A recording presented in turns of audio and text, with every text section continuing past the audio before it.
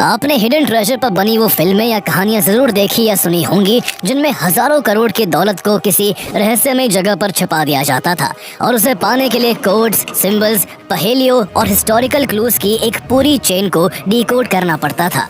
कहानी अक्सर एक छोटे से क्लू से शुरू होती थी जो धीरे धीरे एक ऐसे रहस्य का दरवाजा खोलती थी जिसके पीछे सदियों पुराना खजाना छुपा होता था।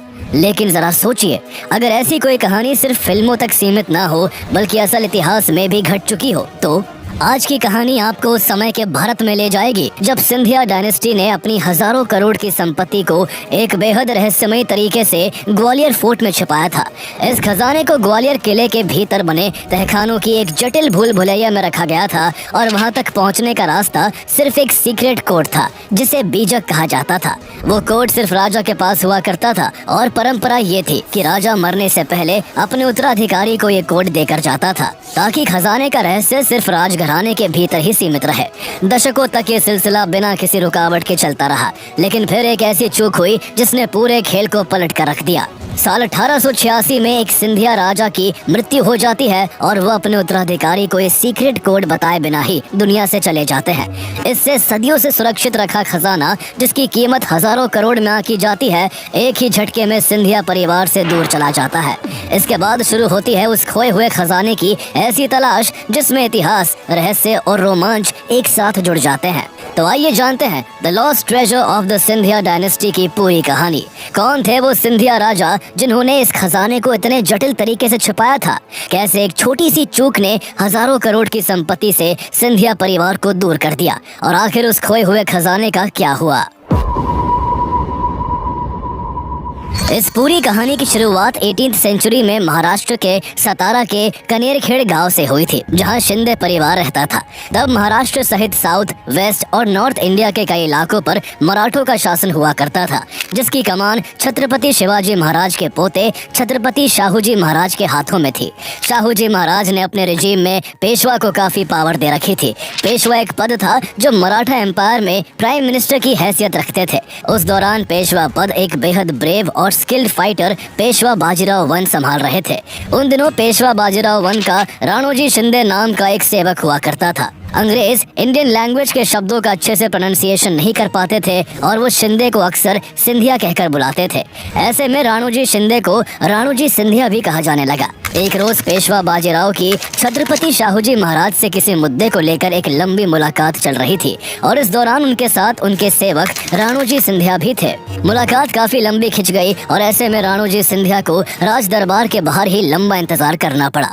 काफी देर के बाद जब पेशवा बाजीराव वन छत्रपति शाहूजी महाराज से मुलाकात करके बाहर आए तो उन्होंने देखा कि उनके सेवक राणोजी जमीन पर सो रहे हैं, लेकिन नींद में होने के बावजूद उन्होंने उनकी जूतियां अपने सीने से कसकर लगा रखी है। उस दौर में दुश्मन राजाओं, पेशवाओं और ऊंचे पदों के लोगों की जूतियों में जहर लगाकर उन्हें मारने की कोशिश में रहते थे। ऐसे में जब पेशवा बाजीराव ने राणोजी को अपनी जूतियां नींद में भी संभाले देखा तो वो उनकी वफादारी से काफी खुश हुए और उन्हें अपनी खास टुकड़ी पागा में शामिल कर लिया। राणोजी अपनी बहादुरी और युद्ध कौशल से जल्द ही पेशवा बाजीराव के इतने करीब हो गए कि बाजीराव ने पहले उन्हें अपना बॉडीगार्ड और फिर मराठा सेना की एक टुकड़ी का जनरल बना दिया।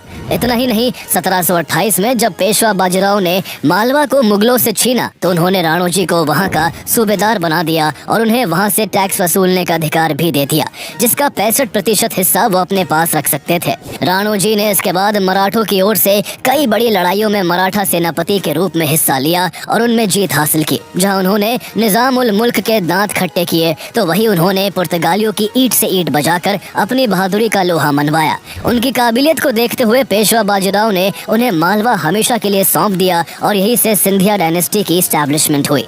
ऐसे में राणोजी सिंधिया ने साल 1731 में उज्जैन को अपनी राजधानी बनाया और खुद को एक फ्री रूलर डिक्लेयर कर दिया।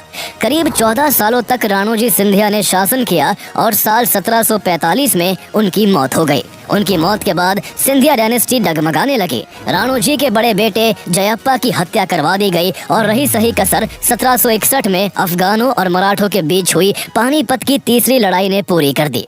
इस जंग ने मराठों के साथ साथ सिंधिया परिवार की लगभग एक पूरी पीढ़ी को एक ही झटके में निगल लिया।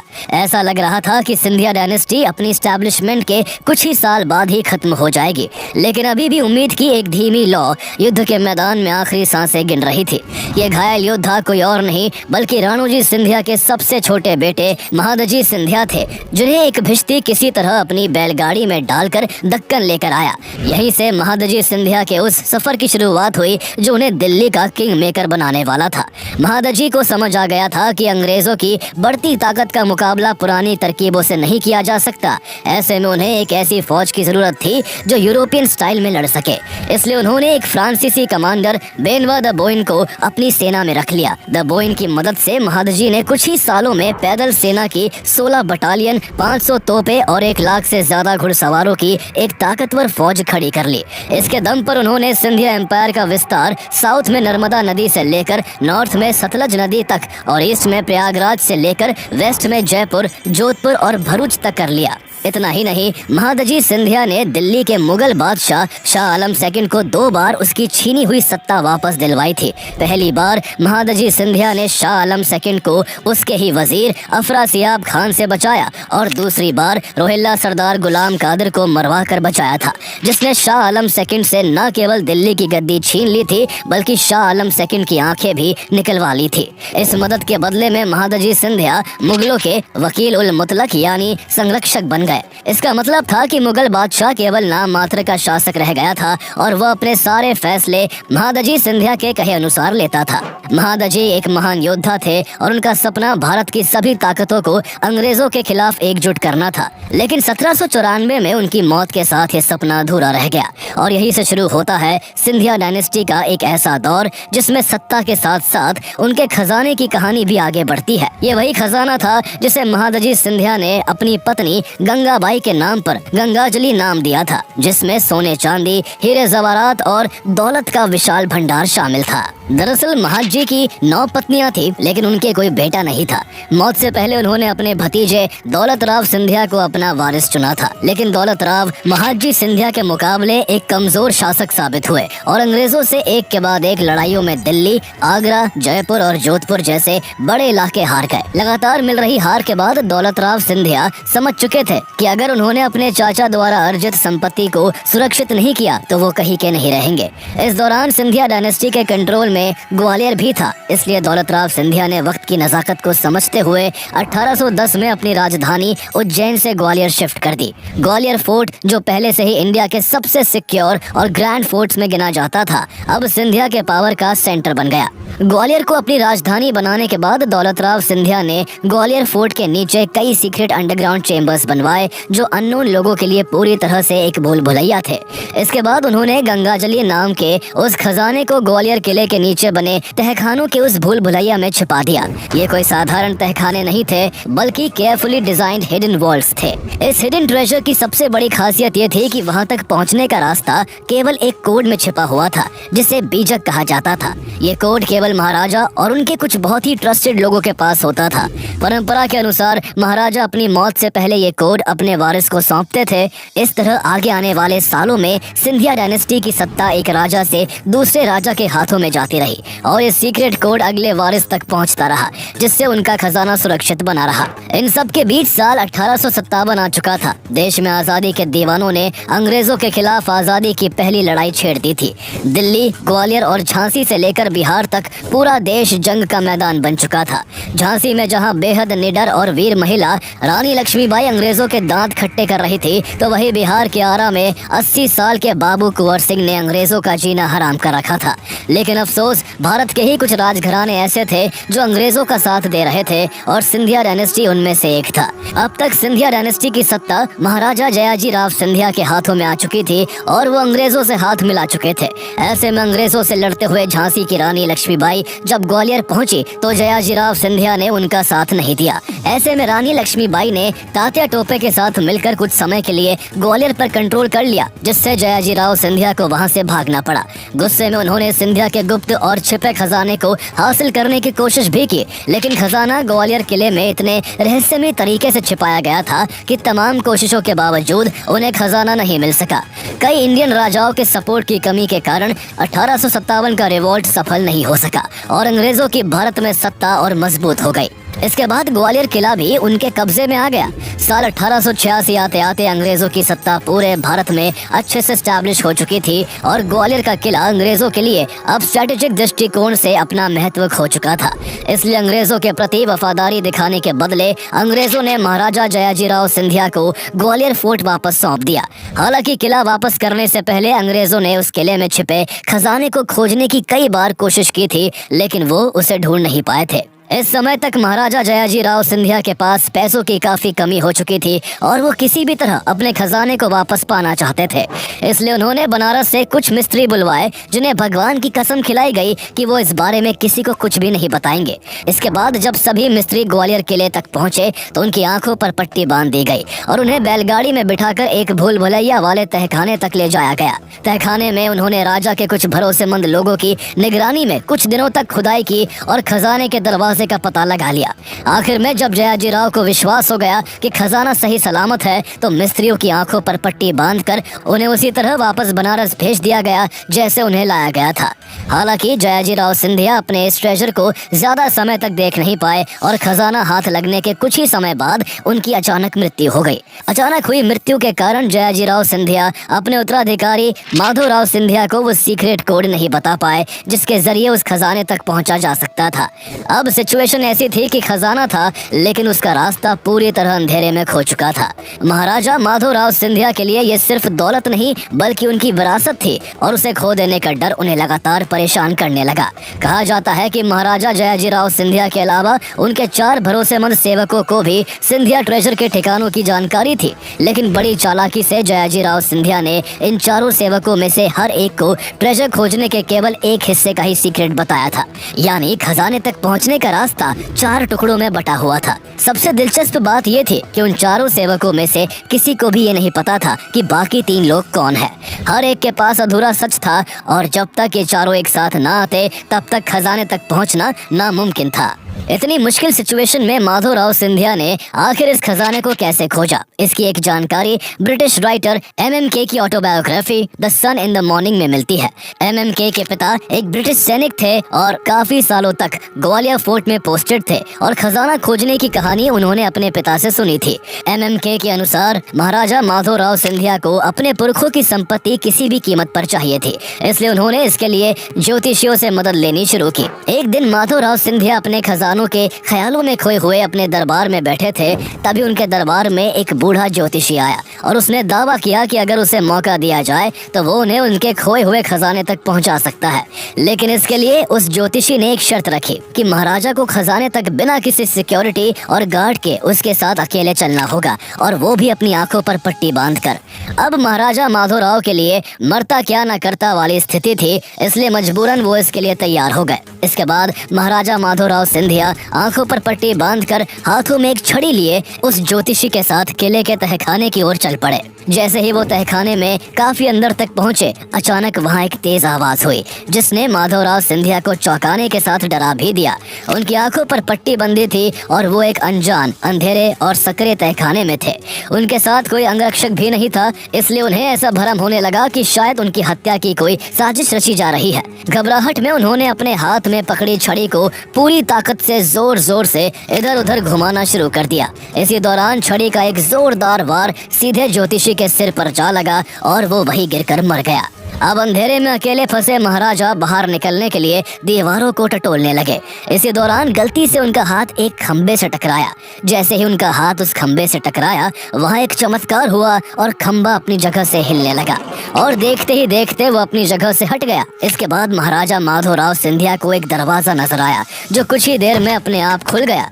जैसे ही माधोराव सिंधिया उस दरवाजे के अंदर घुसे, अंदर का नजारा देखकर उनकी आंखें खुली की खुली रह गई। वहाँ सोने और चांदी के सिक्कों और मोतियों और हीरो का अंबार था। उन्हें अपनी आंखों पर विश्वास नहीं हो रहा था कि वो अपने पुरखों के करोड़ों के खजाने तक पहुंच चुके हैं। MMK के अनुसार इस तरह महाराजा माधोराव सिंधिया ने अपना खोया हुआ ट्रेजर फिर से हासिल कर लिया, लेकिन उन्हें इस बात का अफसोस हुआ कि उन्होंने बेवजह उनका भला सोचने वाले उस ज्योतिषी की अनजाने में हत्या कर दी। कई ब्रिटिश सोर्सेज के अनुसार वो बूढ़ा ज्योतिषी कोई और नहीं बल्कि महाराजा जयाजीराव सिंधिया के 4 लॉयल सेवकों में से एक था, जो माधोराव सिंधिया को उस खजाने का पता बताकर कुछ उपहार पाने के लालच में आया था। हालांकि ब्रिटिश सोर्सेज के अनुसार एक ब्रिटिश अधिकारी कर्नल बैनरमैन ने माधवराव सिंधिया की खजाना ढूंढने में मदद की थी। साल 1889 में लंदन के न्यूज़पेपर द स्पेक्टेटर की एक रिपोर्ट में लिखा गया था कि ग्वालियर में एक ऐसे विशाल ट्रेजर की खोज हुई है जिसके बारे में अब तक सिर्फ कहानियां ही सुनी गई थी। इस रिपोर्ट के अनुसार ग्वालियर में तैनात ब्रिटिश कर्नल बैनरमैन ने महाराजा माधवराव सिंधिया के आदेश पर ग्वालियर फोर्ट में एक बड़ी सर्च करवाई।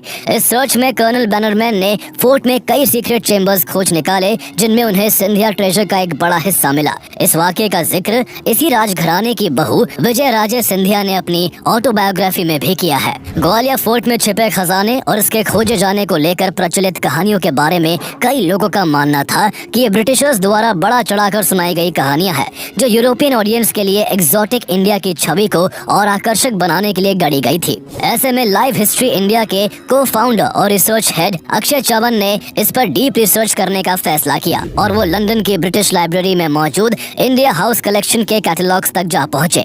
उन्हें पता चला था कि यहाँ 17वीं सेंचुरी से लेकर ईयर 1947 तक इंडिया में ब्रिटिश शासन से जुड़े ऑफिशियल डॉक्यूमेंट्स का सबसे बड़ा रिपोजिटरी मौजूद है। हालांकि ब्रिटिश लाइब्रेरी पहुंचने पर उन्हें पता चला कि ये फाइल्स अब अनट्रेसेबल हो चुकी है क्योंकि वर्ल्ड वॉर 2 के दौरान नाजीज द्वारा लंदन पर की गई बॉम्बिंग में इस कलेक्शन का एक हिस्सा बर्बाद हो गया था। ऐसे में नाउम्मीद होकर अक्षय चवन सच्चाई की खोज में दिल्ली स्थित national archives of India NAI की ऑफिस पहुंचे। उनका अनुमान था कि कर्नल बैनरमैन ने इस रिपोर्ट को लेकर अपनी 2 रिपोर्ट्स तैयार की होंगी। एक रिपोर्ट उन्होंने लंदन भेजी होगी और दूसरी कलकत्ता में ब्रिटिश गवर्नर को भेजी होगी जो अब दिल्ली के NAI में मौजूद होगी। उनका अंदाजा सही निकला और यहाँ उन्हें value and composition of the treasure left by the late Maharaja Scindia of Gwalior नाम का एक डॉक्यूमेंट हाथ लगा जिससे उन्हें सिंधिया डायनेस्टी के उस खजाने के बारे में कंफर्म जानकारी मिली। दिसंबर 1889 में कर्नल बैनरमैन द्वारा लिखे गए इस डॉक्यूमेंट में 3 जरूरी बातों के बारे में बताया गया है। पहली ये कि ट्रेजर की संख्या और उसकी उस समय की वैल्यू क्या थी, दूसरी ये कि उसे कहाँ छिपाया गया था और तीसरी बात इसमें उस ज्योतिषी के बारे में भी पता चली कि वो बूढ़ा ज्योतिषी वास्तव में जयाजीराव सिंधिया का सेवक था। इस डॉक्यूमेंट के अनुसार ग्वालियर ट्रेजर में दसियों हजार गोल्ड कॉइन्स, लाखों सिल्वर कॉइन्स, 14,720 डायमंड्स, 37,667 पर्ल्स, 11,273 रूबीज और हजारों अन्य प्रेशियस ज्वेल्स भी शामिल थे जिनकी कीमत उस समय 6.2 करोड़ रुपए थी। अगर आज के हिसाब से देखें तो उस खजाने की कीमत आज हजारों करोड़ रुपए में होती है। खजाना इतना विशाल था कि सिक्कों और मोतियों की गिनती करने में ही महीनों लग गए थे। ये खजाना देख कर्नल बैनरमैन को अपनी आंखों पर विश्वास नहीं हो रहा था क्योंकि उन्होंने अपने जीवन में इतना खजाना एक साथ कभी नहीं देखा था। यही वजह थी कि कर्नल बैनरमैन ने ग्वालियर किले के तहखाने में मिले खजाने को देखकर उसे अलादीन की गुफा कहा था। डॉक्यूमेंट से ये भी पता चलता है कि खजाना सिर्फ ग्वालियर किले के नीचे नहीं था बल्कि खजाने का एक हिस्सा मोती महल के नीचे बनी एक खुफिया जगह पर रखा गया था जबकि एक हिस्सा महल के बगीचे के नीचे भी दफनाया गया था। खजाने के कुछ हिस्से फर्श खाना में पुराने फर्नीचर वाले कमरे के नीचे लगभग 8 फीट गहरे गड्ढे में, फूल बाग के नीचे गुप्त चेम्बर्स में, बाड़ा इलाके में पक्की ईंटों के गड्ढे और कुछ खास कुओं के अंदर भी सुरक्षित रखा गया था। कहा जाता है कि खजाना खोजने के तौर तरीके, उसे खोजने में लगने वाली मेहनत और सोने और चांदी के सिक्कों की गिनती से महाराजा माधवराव सिंधिया इतने ज्यादा फ्रस्ट्रेट हो गए थे कि उन्होंने पूरा ट्रेजर कैश में कन्वर्ट करवा लिया। इनसे मिले करोड़ों रुपयों को उन्होंने अपने फाइनेंशियल एडवाइजर F.E. डिनशॉ की सलाह पर कई कंपनियों में इन्वेस्ट करवा दिया जिनमें एक उभरती हुई कंपनी टाटा स्टील यानी टिस्को भी थी। साल 1924 के आसपास जब टाटा स्टील तेजी से एक्सपेंशन के कारण फाइनेंशियल क्राइसिस का सामना कर रही थी तब F.E. डिनशॉ ने ही माधवराव सिंधिया का पैसा इन्वेस्ट करके टाटा स्टील को डूबने से बचाया था। इस डील के तहत सिंधिया फैमिली को टाटा स्टील में हिस्सेदारी मिली और धीरे धीरे यह हिस्सेदारी इतनी बढ़ गई कि 1960 तक सिंधिया फैमिली टाटा स्टील के सबसे बड़े शेयर होल्डर्स में गिनी जाने लगी।